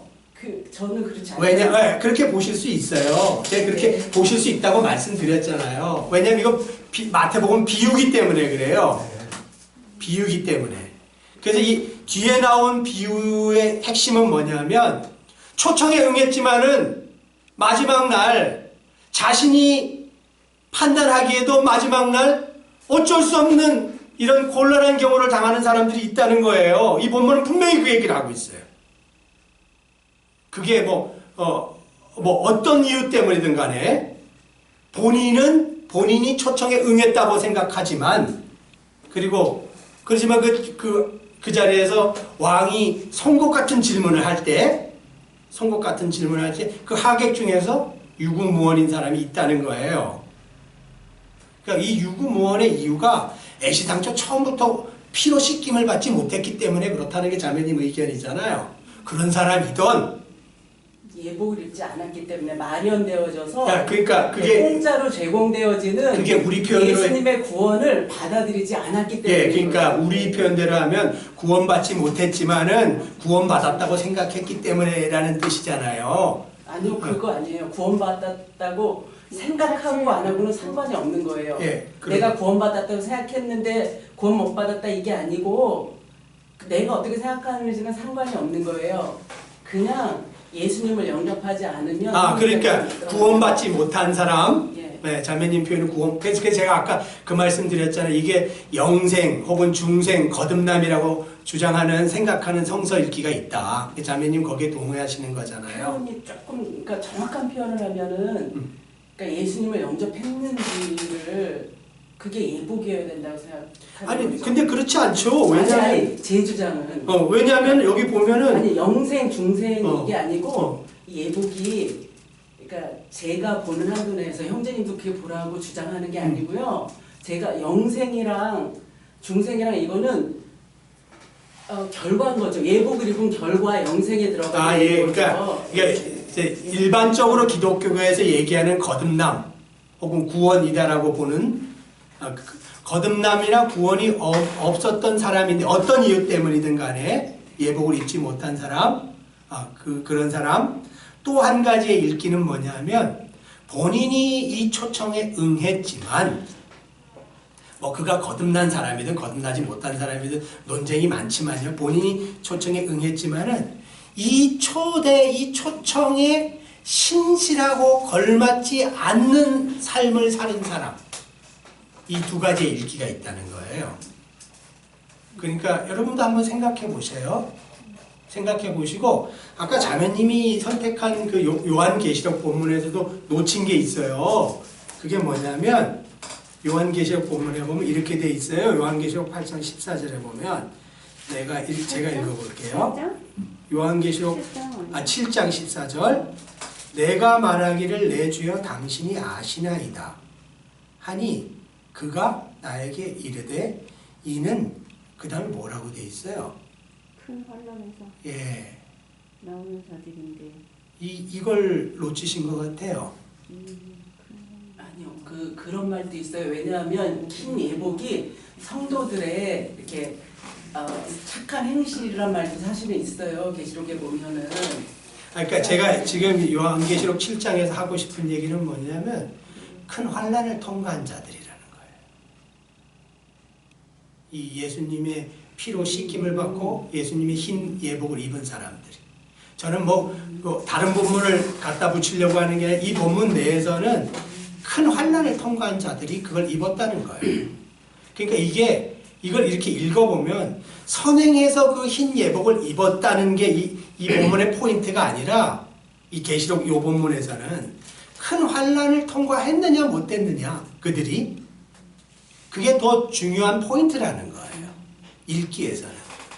저는 뭐 어떤 게 더 옳고 그름을 얘기하는 게 아니라 이걸 놓치면 안 된다는 얘기를 하려고 그러는 거예요. 저도 이렇게 보면요.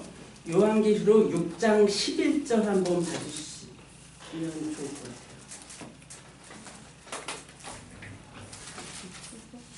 예. 6장 11절. 6장 11절. 예, 한번 읽어주실 수 있어요, 어느 분이? 6장 11절.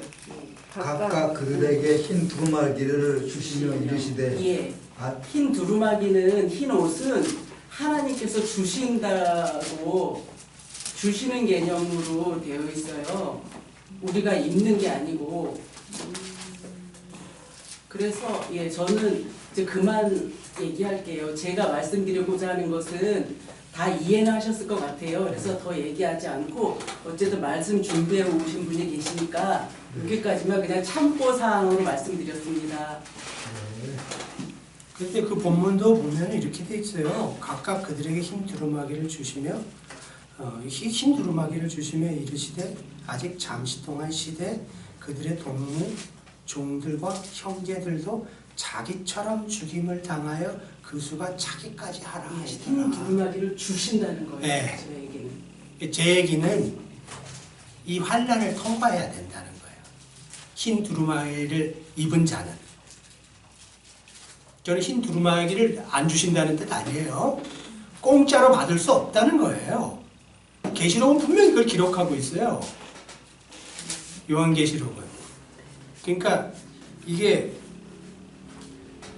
이 인침을 받은 사람들, 흰 두루마기, 흰 세마포를 입은 사람들이 그냥 믿어서 그냥 그걸 받아서 그냥 뭐 아무런 이유, 아무런 고난 없이 끝난다라고 계시록은 절대로 이야기하고 있지 않아요. 그러니까 저는 마태복음 본문을 어떻게 읽냐면 아까 말씀드린 대로 우리는 새 신랑인 예수 그리스도와 정혼을 약속한 사이예요. 그래서 그분과 결혼하겠다고 약속한 사이예요. 그래서 이미 몸과 마음은 그분 거예요. 성도들은. 그런데 아직 마지막 날 혼인잔치는 오지 않았어요. 고민은 여기 있는 거예요. 우리가 그날을 기다려야 되는데 이 신랑을 기다리는 날까지 우리를 유혹하는 게 많아요. 우리 마음을 흔드는 게 많아요. 우리로 하여금 우리의 정절을 갖다 버리고 우리가 부정하게 행동하게 할 것들이 많아요. 우리는 이미 결혼한 정혼한 상대인데. 그래서 이 요한복음 2장의 본문은 어디에 관심이 있냐면 너가 정혼을 했냐? 그렇다면 그 정절을 지키라는 거예요. 왜냐하면 마지막 날에는 반드시 혼인잔치 있고 그 신랑이 올 텐데 너는 그 신랑의 것이 아니냐?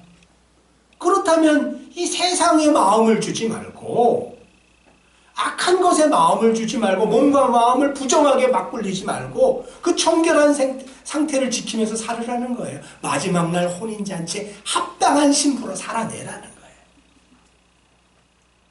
그 요청이 분명히 여기 들어가 있어요. 제가 이 토론을 격렬하게 한 이유는 뭐냐면 네가 정혼했기 때문에 마지막 날 혼인잔치에도 그냥 받아질 거야 라고 본문은 이야기하고 있지 않아요. 왜냐면 우리는 그렇게 받아들이길 원하잖아요. 많은 교리가 그걸 가르치잖아요. 근데 제가 성서를 읽어보니까 그렇게 그걸 지지하고 있지를 않아요. 우리는 정원한 사이가 맞아요. 초청에 응한 사이가 맞아요. 그렇지만 이걸로 다 끝난 게 아니에요. 결혼이 끝난 게 아니에요. 그러니까 이걸 한번 꼭 기억하셨으면 좋겠어요. 우리 반대 의견을 내신 자매님도 좋은 의견을 내셨고 저도 이렇게 얘기를 했으니까 여러분이 한번 생각해 보세요. 여러분이 성령 하나님의 인도하심을 받는 분들이니까 고민하고 기도하시면서 읽어보면은 또 읽기를 찾아가실 수 있을 것 같아요. 그러면 여기에서 13절에 마태복음 22장 13절에 그렇게 예복을 입지 않은 사람이 바깥 어두운 데에 내 던질이다. 손발이 묶여서 이렇게 얘기한 거 지옥에 떨어진다는 얘기잖아요. 말하자면 혼인잔치에서 쫓겨나는 거죠. 네. 여기 이제 지옥의 개념까지는 아직 없고. 아니에요. 그건 아니에요. 그렇지만은 뭐 어떻게 표현할 수도 있죠. 근데 그렇지만 혼인잔치에서 쫓겨나는 건 분명해요. 그렇죠. 예, 그래서 저는 이제 이걸 지옥이라고 읽으면 예. 하나님한테 그러니까 예수 그리스도를 믿고 그러니까 정혼한 상태라는 거는 지금 그러니까 부부로 인정이 된 거잖아요. 그러니까 내가 예수님을 믿는 거잖아요, 지금. 예수님을 믿고 있는데 그 정혼이라는 상태가 예. 그죠? 예수님을 믿고 있어요. 예수님을 믿고 있는데 거기에서 내가 정언은 했지만 예수님을 믿지만 거기에 충실하게 순종하면서 살았냐? 순종하지 않고 진심으로 이렇게 살지 못하면 지옥불에 갈 수도 있다라는 얘기가 되는 거 아닌가? 그렇게 읽는 분들도 있어요. 형제님은 그렇게 보시는 거예요. 예, 저는 그렇게 읽어요. 그러니까. 근데 그렇게 본다고 하더라도 여기서는 이게 정혼한 상태가 아닌 거예요. 초대받은 사람들이 하게 된 거죠. 그래서 그거를 이 본문을 가지고 그렇게 해석하면 안 되는 거예요. 다른 데서는 그렇게 또 해석할 수 있지만 이 본문 자체는 예복이 있으면 혼인잔치에 들어가고 예복이 없으면 혼인잔치에서 쫓겨난다 이런 의미로 그렇게 그냥 요거는 받아들여야지 이거를 신부의 개념으로 유대 혼인잔치를 정혼한 신부의 개념으로 이거를 보면 안 된다는 거예요. 안 된다고 생각하신다. 예, 지금 예. 네네. 안 된다고. 그리고 그것도 사실은 그거에서는 큰 이제 형제님처럼 보시는 분들이 분명히 계신 것 같아요. 구원 받았어도 그 삶이 합당하지 못하면, 근데 엄밀히 말하면 여기도 그렇게까지 하면 이거를 만약 형제님처럼 본다면은 일단 혼인잔치에 들어갔다 쫓겨나는 거잖아요. 그렇죠. 그럼 천국에 갔다 지옥 간다는 것처럼 해석을 해야 되는 거죠, 사실은. 근데 그렇게까지 이걸 보면 안 되는 거예요. 예복이 없으면 혼인잔치에 못 들어간다 이렇게 해석을 해야지. 들어갔다 쫓겨나네. 그럼 천국 갔다 이미 천국에 가서 밥 먹고 있다가 지옥에 던져지나 이렇게 해석을 하면 안 되는 거죠. 왜냐하면은 자매님 그런 면도 저 말씀도 일리가 있고 제 얘기도 일리가 있는 게 이 마태복음 본문은 분명히 논조가 뭐냐면 심판에 대해서 이야기하고 있어요. 그건 저도 너무 동의해요. 심판과 평가와 심판에 대해서 이야기하고 근데 심판의 조건이 형제님은 그 어떤 그리스도인에서의 행실이고 저는 예수님의 보혈이라는 건데 어쨌든 이 본문에서는 이건 신부는 아닌 게 너무 확실하니까 심판일지라도 신부로서 심판받는 걸로 보면은 무리가 있다는 거예요. 이제 저는 저 의견에는 비유기 때문에 얼마든지 그렇게 해석할 수 있다라고 생각해요. 얼마든지 신부와 손님이 똑같은 위치로 이렇게 읽을 수가 있다. 비유기 때문에 적용할 수 있는. 예, 적용할 수 있다. 그러니까 이제 그거는 지금까지도 이런 비유본문 읽기가 이렇게 상이하게 오랜 세월 동안 이렇게 뭐라 그러나 활발한 토론이랑 다른 읽기를 하고 있잖아요. 그래서 제가 주장하고 싶은 거는 각각의 다른 주장을 하는 데서 우리는 배울 필요가 있어요. 다른 생각을 갖고 있는 사람들의 의견을 들어보면서 배울 필요가 있어요. 분명히 배울 필요가 있다고 저는 생각해요. 저는 자매님의 의견에서 배울 필요가 있고 자매님은 제 의견에서 배울 필요가 있어요. 왜냐하면 마태복음과 요한복음은 뭐 읽기에 따라서 상이하지만은 주고자 하는 메시지의 뉘앙스가 좀 틀리잖아요. 고민을 우리에게 분명히 던져주고 있거든요. 그래서 요한복음은 사실은 이 혼인잔치에 비유해서 사실은 뭐 신부, 뭐 정혼 이런 것도 사실은 저는 그렇게 생각해요. 그것도 그렇게 우리가 많이 집중할 포인트는 저는 아니라고 생각이 들어요, 사실은. 그거는 이제 자매님 유대의 혼인 배경을 아니 저는 그러니까 유대의 혼인 배경을 무시하고 삭제한 상태에서 우리가 이런 본문을 읽으면 편하죠. 무시하지 않더라도 그냥 그 상태에서 뭐 몇 년, 그러니까 여기서 그 요한복음을 읽을 때 배경이 혼인 잔치예요. 그리고 유대 결혼식이 어떻게 진행되었는지를 이해하는 건 되게 뭐 의미 있어요. 그렇지만 여기서 신부가 준비하고 뭐 1년 전에 정혼하고 뭐 이것 자체가 이 본문을 이해하는 데서 저는요 필수라는 생각은 안 들어요. 필수죠. 왜냐하면은 지금 그 현장에서 지금 그러니까 혼인 잔치를 하고 있으니까. 그러니까 혼인 잔치를 필수죠. 하는데요. 이게 유대의 혼인 잔치는 그렇게 베풀어졌지만 사실은 1년 전에 정혼하고 뭐 이러는 게 지금 이 본문을 이해하는 키포인트가 아닌 거예요. 아니에요. 자매님이 그거를 형제 잠깐 자매님이 좀 더 그거를 좀 이해하고 연구를 해보잖아요. 연구해볼 그러면은 요 본문을 읽는데 조금 시각이 틀려져요. 그래서 저는 이제 제 시각을 말씀드리면 이거는 그 정혼을 미리 했고 뭐 이런 게 아니고 유대에서는 우리도 옛날에 그랬잖아요. 혼인잔치는 굉장히 중요한 행사였어요. 그걸 맞거든요. 그래서 예수님이 그 혼인잔치의 그 기쁨 있잖아요.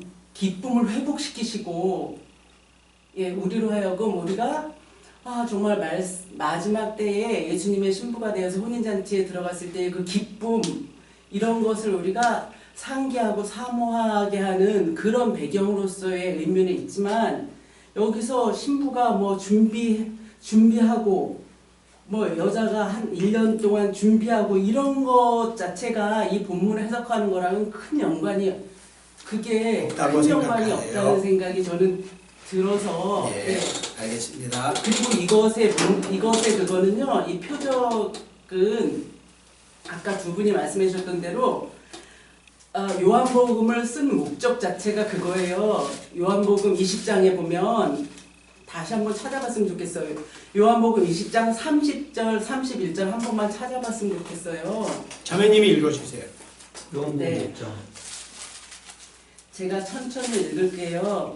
이것은 사도 요한이 왜 요한복음을 기록했는지 적어놓은 거거든요. 근데 제가 말을 하면 되게 힘이 들어서 제가 천천히 읽을게요. 몇 절이요?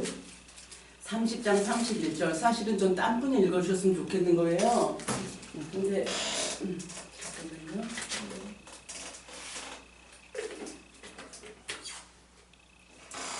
예수께서 제자들 앞에서 이 책에 기록되지 아니한 다른 표적도 많이 행하셨으나 오직 이것들을 기록함은 너희로 예수께서 하나님의 아들 그리스도이심을 믿게 하려 함이요 또 너희로 그것을 믿고 그 이름을 힘입어서 생명을 얻게 하려 함이로다 이렇게 되어 있거든요.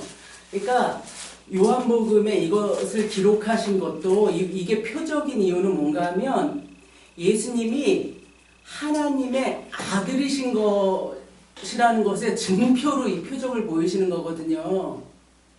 맞죠? 맞아요. 네, 맞죠. 그래서 그리고 이제 아까 유대인들이 그것을 이렇게 막 그랬다고 말씀하셨는데 유대인들도 있지만 이때는 이미 요한복음이 기록된 거는 거의 AD 80년 이후인 거예요. 근데 예루살렘은 AD 70년에 멸망되어지고 나중에는 유대인들을 예루살렘에 아예 거하지 못하게 다 이렇게 쫓아버렸거든요. 그래서 유대인들은 사실은 이미 흩어진 상태고 이때 이 교회 안에 들어온 사람들의 주체는 이방인이 이때는 훨씬 더 많은 거예요. 이방인 성도들이. 그런데 이방인 성도들 사이에서는 그때의 그 헬라 철학, 플라톤 철학의 그 이원론 있잖아요. 영지주의 이거에 영향을 받아서 물질은 악하고 속되고 영적 눈에 보이지 않는 영은 거룩하다 그래서 이 인간의 몸을 입은 예수라는 사람이 어떻게 거룩한 하나님의 아들이 될 수 있느냐. 그래서 예수님이 하나님의 아들, 즉 하나님 신이신 것을 부정하는 그런 게 아주 엄청 팽배했단 말이에요. 그러니까 이런 것을 보임으로써 이 표적은 예수님이 하나님의 아들, 곧 하나님이시라는 예수님의 신성을 증거하는 그 표로 주신 거, 이렇게 기록하신 걸로 이렇게 보면 좋을 것 같아요. 네, 맞는 말씀인데요. 맞는 말씀인데 좋은 결론이시고 맞는 말씀인데 그 시선이 어디가 있냐면 마지막 날 일어나는 어린 양의 혼인잔치의 완성의 시선이 가 있다는 거예요. 네. 맞는 말씀이에요. 이거 유대인들을 향해서 기록한 글 아니에요. 아까 제가 그 말씀 드렸잖아요. 이 본문을 읽을 때 우리가 놓치지 말아야 될 주제가 세 가지가 있다. 아까 형제님. 첫 번째는 뭐냐면 마지막 날 어린 양의 혼인잔치가 반드시 열린다. 그걸 기억하라. 이걸 읽는 현대 성도들은 그걸 반드시 기억해야만 한다. 그게 이 혼인잔치 배경에서 예수님이 이 액션을 취한 중요한 이유 중에 하나다. 그걸 놓치면 안 된다. 마지막 날 어린 양의 혼인잔치 구원의 완성, 교회와 그 신랑과의 완전한 결합과 완성의 그날이 마지막 날 분명히 있다. 라는 걸 우리 기억해야 돼요. 예수님이 그리스도다라는 것은 그 마지막 날에 일어나는 그 혼인잔치의 중요성과 같이 있을 때의 의미를 갖는 거지. 제 말을 잘 들어보셔요. 마지막 날 그 구원의 완성이 일어나는 것과 같이 의미가 결합될 때에만 의미가 있는 거 아니겠어요? 예수님이 그리스도적 구원자라는 게. 그러니까 그걸 놓치시면 안 돼요. 이거 꼭 기억하셨으면 좋겠어요. 전 자매님 의견에 반론을 제기하려고 이 얘기를 하는 게 아니라 이 본문을 읽을 때 우리가 꼭 기억해야 되는 건 마지막 날에 혼인잔치가 있다는 거예요. 성도들이 만날 그 신랑과 만나는 구원의 완성의 그날이 있다는 거예요. 그러니까 이걸 꼭 기억해야만 해요. 신앙생활 하실 때 꼭 기억해야만 해요. 그 혼인잔치의 완성을 이루기 위해서 우리가 신랑 예수로 초청을 받은 거예요. 그 혼인잔치의 완성을 이루기 위해서. 맞아요. 그분이 그리스도라는 걸 믿음으로 그 혼인 서약을 하고 그분과 그 정혼과 약속의 단계로 들어가는 거예요. 그러니까 그 혼인잔치 잠깐만요, 자매님. 그 혼인잔치의 그 마지막 날 혼인잔치가 있다는 걸 잊지 마시자. 라는 거 꼭 말씀드리고 싶어요. 그걸 잊지 마시자. 갑자기 오늘 말씀 나누다가 예. 이제 궁금해. 아니 이건 다른 얘기인데요. 예. 아니 심판 받을 때 우리가 예수님이 있는 곳이시니까 천국에서 그럼 심판을 받는다고 생각하나요? 그렇게 해야 되는 거예요? 아니죠? 뭐라고 아니 질문하시죠? 심판 받을 때 심판받을 거는 천국, 지옥계 분리잖아. 아까 마태복음, 아니. 강정의 마태복음은 그러니까 모순이 생기는 그거는 심판 때 하나님께 버림받거나 아니. 외면당하거나 이때는 나는 이때는 천년왕국 의미하지 않나 그 얘기해요. 이게 이제 죄송해요. 이제 종말론까지 나가면 여러 가지 다른 생각들을 갖고 계신 분들이 있으니까 7절에 그러니까 형제님이 말씀하신 것처럼 해석하면 그런 결론에 도달하게 되는 거예요. 예수님이 계신 데서 심판받아서 쫓겨나게 되는 걸로 해석이 되겠죠. 그래서 예수님이 계신 곳에 간 사람들은 어쨌든 예수님을 믿는 사람들이니까 예수님 앞에서 어쨌든 예수님이 우선 믿는 사람들도 그 자리에서 하나님과 결산할 것들이 있는 거잖아요. 저의 시각에 의하면 쫓겨나는 사람들은 신랑인 예수께 부정한 행동을 한 신부. 이 혼인잔치로 비유하면 당신을 신랑으로 인정했지만 신랑을 다시 완전히 만나는 날이 오기 전까지 아무튼 뭐 그 사람만 혹은 심판주만 아시는 거죠. 부정하게 신랑을 진짜 신랑으로 인정하지 않고 부정하고 불경건하고 그런 선택이나 삶을 사는 사람, 사는 신부라고 생각해요, 저는. 그래서 그 사람은 예. 그럼 당연히 그런 혼인잔치는 성립할 수가 없어요. 혼인 아무리 정혼했다 하더라도 신랑이 볼 때 죄송해요. 부정한 여인이거든. 그걸 아내로 받을 수가 없는 거예요. 혼인잔치의 배경은 이래서 근데 곤란해. 자매님 말씀은 보면은 예수님이 이미 들어가서 예수님이 있는 잔치에서 또 쫓겨난다는 식이 되잖아요, 결론이. 아니, 그러니까 갑자기 그거 심판대가 그게 어디야? 지금 의미 어느 생긴 어느 것이지. 자리에서 심판대가 그러니까 있는 거야? 지금 그런 저는 쫓겨날 수 있다고 생각하는 사람. 혼인 자리까지 들어가서 예, 저는 쫓겨날 수 있다고 혼인 생각. 자리에 아예 들어가지 못한다는 게 제 네. 말이고요. 그래서 자꾸 길어져서 얘기 안 하려고 알겠습니다. 했는데 네, 네. 이거를 갑자기 이렇게 보는 거예요. 그 해석, 그러니까 이것을 해석하는 분들은 이 포도주가 떨어졌다는 것은 혼인잔치의 기쁨이 사라진 거예요. 그래서 유대인 랍비가 이렇게 얘기했대요. 그러니까 포도주가 없으면 기쁨도 없다. 그러니까 이 포도주는 혼인잔치의 기쁨을 돋우는 아주 필수 요소란 말이에요. 그런데 혼인잔치에서 포도주가 떨어졌다는 그 상황은, 즉 기쁨이 하나도 없는 상황은 바로 그 유대인들이 율법을 지킴으로써 말하자면 신부가 되려고 하는 그 상태 있잖아요. 예, 그런 기쁨도 없고 혼인잔치로서의 의미가 상실된 혼인잔치에, 이게 혼인잔치가 이미 저번에 말했잖아요. 포도주가 없으면 혼인잔치가 파하는 거라고. 그게 바로 유대인들이 율법을 통해서 구원받고자 하는 그 율법주의의 상태를 얘기하는 거예요. 포도주가 떨어진 네, 정결 예식. 잔치의 아까 그 얘기도 하셨죠. 잔치의 흥이 다 깨지는 이 본문에서는 정결 예식을 행하는 거죠. 저는 그것이 정결 예식이라고, 그렇죠. 그렇게 볼 수도 있고, 저는 율법으로 통하여. 그렇지만 예수님이 이것을 포도주로 바꿔주심으로써, 즉 예수님의 능력으로 인하여 혼인잔치의 기쁨을 되살려 주시는 것이. 예, 맞죠. 맞죠. 참고로. 그거는 거부하는 사람이 없어요. 아니, 맞는, 저는 거부. 맞는 말씀이죠. 참고 사항으로 아까 말씀드린 얘기하셨죠. 거예요. 아까 맞아요. 아니 세 번째. 표적이 예수님이 천국을 제시한 것 같다. 천년왕국 때는 포도주 풍부할 것 때문에 천국을 제시하는 것 같지 않나 그런 생각을 해봤어요. 예, 그러니까 근데 천국이라는 단어가 이 본문으로 얘기하면 혼인잔치죠. 근데 천국이라는 천년 단어가. 왕국은 뭐 있다고 믿는 사람도 있고 약간 논란이 있지만 어쨌거나 한시적인 거잖아요. 근데 여기서 말하는 혼인잔치는 영원한 거예요. 그렇죠. 마지막 날 종말 때 일어나는 거죠. 그래서 이거를 천년 왕국으로 보면은 예. 안 될 것 같아요. 네, 천년왕국이라기보다는 마지막 날에 종말 때 일어나는 마지막 날의 그 혼인잔치의 완성의 순간이죠. 그때로 보는 게 맞죠. 그래서 7절에 항아리에 물을 채우라는 건 무슨 뜻인 것 같아요? 항아리에 물을 채워라.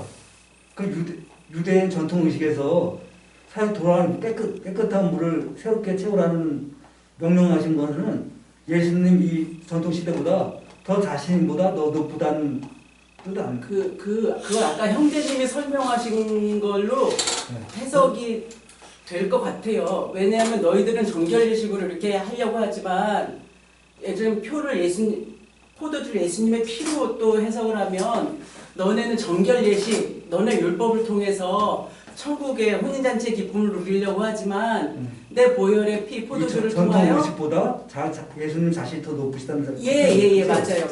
네네. 그러니까 이제 지금 이 상황을 상상해 보면 지금 그 돌 항아리가 비어 있잖아요. 채우라 그랬으니까. 그러니까 유대인들이 이 그 혼인잔치 식사나 예식을 하기 전에 이미 많은 사람들이 정결 예식을 행해 갖고 물을 다 쓴 것 같아요. 비어져 있는 것 같아요. 그래서 이제 예수님이 정결 예식을 행하라 그래서 아귀까지 물을 채우라고 했는데 그걸 포도주로 바꾸신 거는 그렇게 볼 수 있죠. 유대인들이 행하는 율법의 정결 예식 그걸로는 사람을 하나님께 받아들여질 만한 마지막 날의 혼인잔치에 수용될 만한 존재로 깨끗하게 만들 수는 없다 라는 거. 그리고 인간을 깨끗하게 만들 수 있는 거는 그 이후에 계속 말씀하시는 얘기지만은 십자가에 달려 죽으신 예수님의 피로 인간이 혼인잔치에 초청받아야지만 깨끗해진다 라는 얘기를 하시려고 그러는 것 같아요. 네. 그러니까 자매님도 그렇고 형님도 말씀하신 것처럼 본문이 이제 얘기하고자 하는 바는 그런데 이제 다 동의가 되셨고, 제가 중요한 질문을 한 가지 안 했어요. 얘기가 조금 딴 데로 많이 흘러가서 이 질문 한번 들어보셔요. 여러분, 오늘 이 요한복음의 혼인잔치의 표적은 그 손가락이 마지막 종말 때 완성되는 어린 양 예수와 성도들의 혼인잔치를 가리키고 있습니다. 근데 여러분, 이미 그 혼인잔치로의 초청은 시작되었습니다. 우리가 마태복음 본문에서 혹은 다른 데서 읽은 것처럼 예수님의 보혈의 피로 복음의 전파로 혼인잔치로의 초청은 이미 시작이 되었습니다. 초청은 율법의 준수나 혹은 정결 예식으로 가능한 것이 아니라 예수님 십자가의 피 흘림을 믿음으로만 가능한 것입니다. 그래서 그 예수님의 피 흘림을 믿고 받아들인 우리는 신부가 된 것입니다. 신부가 된 우리는 마치 신랑과 정혼한 존재와 같습니다. 왜냐하면 마지막 날 열리게 될 진짜 혼인식, 진짜 혼인잔치를 기다리는 사람들이기 때문입니다. 우리는 몸과 마음을 정결하게 지켜야 하는 신부, 오직 신랑이신 예수를 사모하며 다른 존재에게 마음을 결코 주지 말아야 하는 순결한 정혼한 신부와 같은 존재입니다. 종말 재림 때에 어린 양의 혼인잔치를 기다리는 사람들, 그 혼인잔치를 기다리면서 자신을 정결하고 순수하게 신랑만을 사모하며 살아가는 사람들이 곧 교회이자 성도들이라는 것입니다. 여러분, 이렇게 마지막 날 혼인잔치로의 초청은 이미 시작되었지만 신부인 우리가 신랑이신 어린 양 예수를 다시 만나는 그 종말 재림 때의 잔치는 아직 미래의 기다림 속에 있습니다. 그래서 신부인 우리는 몸과 마음, 삶과 진심을 다해서 그 마지막 날의 미래에 일어날 혼인잔치를 사모하고 신랑이신 오직 예수께만 마음을 주어야만 합니다. 그 마지막 날 혼인잔치를 기다리며 깨끗한 신부로서 신랑을 기다리는 것, 이것이 성도로서의 삶을 살아가는 현재 우리의 모습입니다. 여러분, 이런 마지막 종말 재림시의 어린 양의 혼인잔치로의 초청에 지금 들어오라. 그리고 그 초청에 응한 사람들은 신랑이 올 때까지 몸과 마음과 진심을 순결하게 지키며 살아가라. 세상과 절대로 간음하지 마라. 다른 남자, 즉 세상과 욕된 정욕으로 몸을 굴리는 부정한 신부가 되지 마라. 오직 순결한 신부로서 이 세상을 인내하고 정결하게 살아가라. 그래서 마지막 날 어린 양 혼인잔치에 참 정결한 신부로 들어오라는 요청이 이 본문에 있는 것 같습니다. 만약 여러분이 예수님과 정혼한 신부라면 지금 여러분의 현실의 삶에서 신랑인 예수를 기다리며 정결하고 거룩하고 깨끗한 삶을 계속 살아가라는 이 본문의 권면에 대해서 여러분 개인은 어떻게 생각합니까? 이 질문을 이해하셨죠? 제가 이 요한복음 본문을 읽으면서 깨달은 건 뭐냐면 다르게 읽을 수 있어요. 혼인잔치로의 초청이 이미 시작되었다. 그러나 혼인잔치가 완성되지 않았다. 라는 거예요. 신부인 우리는 마지막 날 종말 재림시에 아버지가 열어주실 아들 어린 양 예수의 혼인잔치를 기대하고 기다리면서 신랑을 기다려야 된다는 거예요. 근데 그 신랑을 기다리는 우리의 어떤 자세나 태도나 마음가짐은 어떠해야 하는가? 라는 걸 이 적용해서 이 본문은 우리에게 찌르고 들어오는 것 같아요. 그래서 저는 이 질문을 던지고 싶었어요. 제가 분명히 다르게 말씀드리지만 다르게 읽게 하실 수 있어요. 제가 읽을 때는 내가 이 본문을 읽을 때 내가 예수와 정혼한 신부인데 어떻게 이 정절을 지켜나갈 수 있을까? 그 신랑을 다시 만나서 결혼이 완성될 때까지 어떻게 이 정절을 깨끗이 지켜나갈 수 있을까? 다른 읽기는 나는 그 신랑의 사람이야 라는 그 기쁨과 확신 속에서 살아라 라는 게 다른 쪽에 읽기잖아요. 아니요, 똑같아요. 그거는 결론은. 왜냐하면 그 혼인잔치의 기쁨을 가지고 이 세상에서의 고난을 이렇게 잘 이겨내고 내 자신을 정결하게 하는 거죠. 그래요? 똑같은 네. 거예요. 예. 근데 약간 과정은 똑같은데 왜가 다른 거죠. 저의 읽기는 뭐냐면 우리는 혼인한 신부, 정혼한 신부인데 그런데 어떻게 하면 그 신랑에게 이 정결한 몸과 마음과 진심을 드릴 수 있을까? 그 내용은 똑같아요, 형제님. 그러니까 이 읽기로 한번 이걸 고민해 보면 정확히 그 차이인 것 같아요. 형제님은 보시는 거는 그 혼인잔치에 신부로서 들어갈 수 있기 위하여 자신의 몸을 정결하고자 하는 거고, 제가 보는 입장에서는 나는 신부이고 결혼할 게 확실해. 그렇지만 내가 남편을 사랑하고 남편을 이렇게 존귀하게 여기는 그런 입장에서 내 몸을 정결하게 하고 혼인잔치를 준비해야 돼. 이 차이인 것 같아요. 네. 그러니까 여러분 이런 질문 앞에서 어떤 느낌 생각이 드세요? 왜냐하면은 왜 제가 이 질문을 계속 집요하게 던지냐면 현대 그리스도인들 중에서 마지막 날 예수 그리스도와 만나는 어린 양의 혼인잔치를 기대하면서 신앙생활을 하는 분들은 그렇게 많지 않아요. 그게 어떤 신앙의 어떤 최종 종착점이고 마지막 목표라고 생각하면서 신앙생활하는 분들이 그렇게 많지 않기 때문에 그래요. 그래서 이런 이해를 못하잖아요. 그러면 세상의 표현으로 얘기하면 정혼한 사이인데 몸과 마음을 막 굴리는 신부랑 똑같아요. 그렇게 될 가능성이 많다는 거예요. 그런 개념이 없으면, 이해가 없으면.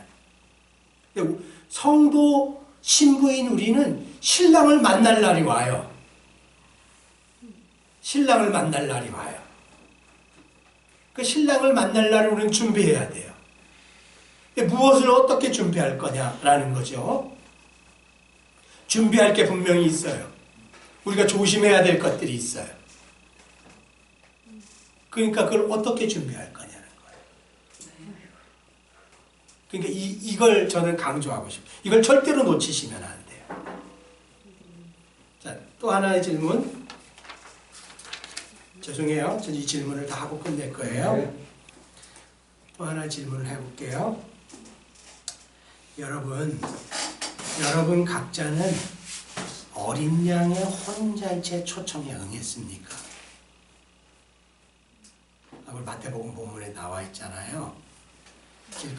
길 내거리에서 그 왕의 종들이 사환들이 와서 초청을 막 하잖아요. 마태복음 본문에서와 같이 길 사거리에서 어린 양의 혼인잔치에 들어오라고 주님이 종들을 보내어 지금 초청하고 있습니다. 여러분은 마지막 종말 재림 시에 완성되는 하나님 나라의 임재, 그 구원의 완성, 심판주로서 오시는 예수님과의 진정한 결합, 이 모든 것의 시작으로서의 어린 양의 혼인잔치의 초청에 응했습니까? 여러분 그 잔치 초청에 응하는 방법은 단 한 가지입니다.